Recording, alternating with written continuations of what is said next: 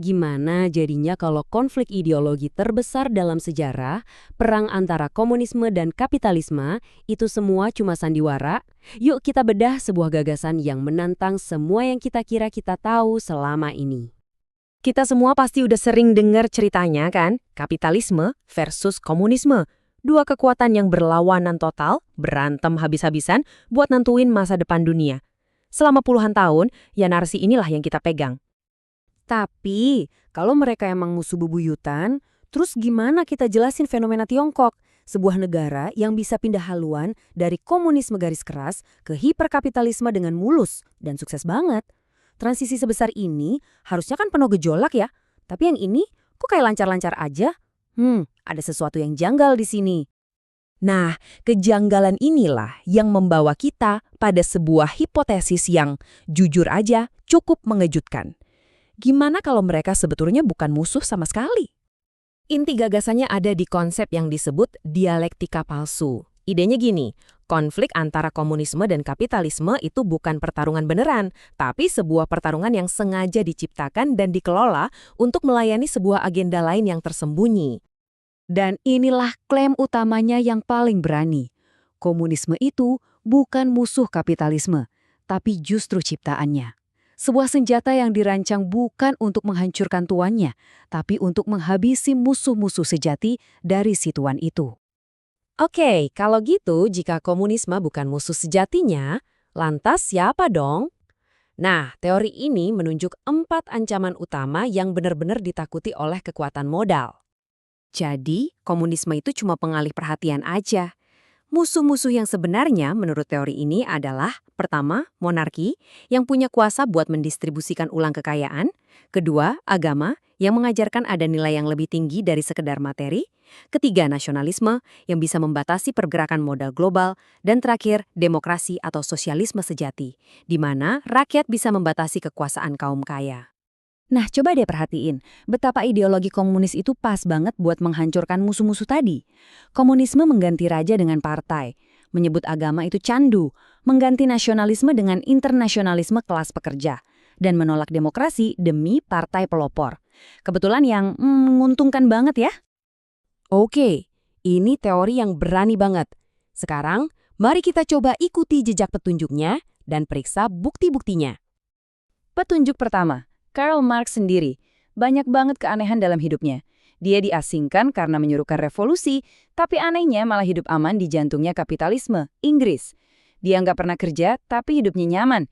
Dan yang paling penting, dia ngotot mendorong revolusi berdarah, padahal saat itu sosialisme yang damai jauh lebih populer. Kenapa harus kekerasan? Jawabannya mungkin ada di aliran dananya. Dana untuk Marx itu datang langsung dari seorang industrialis kapitalis besar, yaitu ayah dari rekannya, Engels. Nah, pertanyaannya jadi jelas banget. Kenapa seorang kapitalis besar mau mendanai orang yang bersumpah mau menghancurkan kelasnya sendiri? Menurut teori ini, tujuannya itu strategis, untuk mendiskreditkan gerakan sosialis. Caranya, dengan menciptakan versi yang super ekstrim dan haus darah, yaitu komunisme, yang mau menghapus semua kepemilikan pribadi. Harapannya, kaum elit bisa menakut-nakuti kelas menengah dan bikin ide soal redistribusi kekayaan jadi terdengar mengerikan. Petunjuk kedua membawa kita ke revolusi 1848. Saat itu, kekuatan-kekuatan baru, kaum borjuis, kelas menengah, dan para pekerja, mereka semua bersatu melawan tatanan lama. Aliansi ini begitu kuat sampai mengguncang para elit di seluruh Eropa. Aliansi ini jadi ancaman serius buat tatanan lama. Jadi, menurut teori ini, apa solusinya? Ya ciptakan sebuah ideologi yang bisa memecah belah aliansi itu dari dalam. Ciptakan ide konflik kelas yang mengadu domba para pekerja dengan sekutu alaminya, yaitu kaum borjuis dan kelas menengah. Ideologi itu klaimnya adalah komunisme.